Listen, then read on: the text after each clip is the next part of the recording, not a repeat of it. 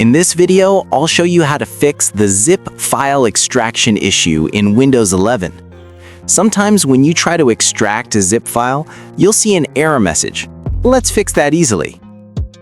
First, right-click on the zip file and select Extract All. When you click Extract, it might show an error saying, "An unexpected error is keeping you from copying the file." This usually means the zip file is protected or not supported by the default Windows extractor.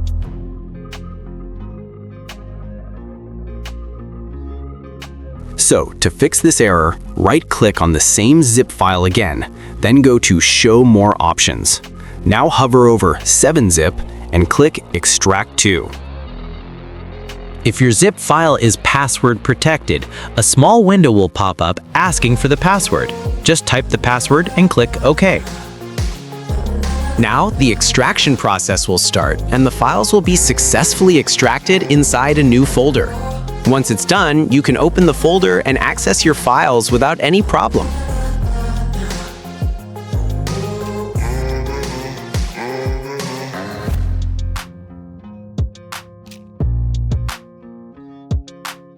That's it! You fixed the zip file extraction issue in Windows 11 using 7-zip. Thanks for watching. See you in the next video.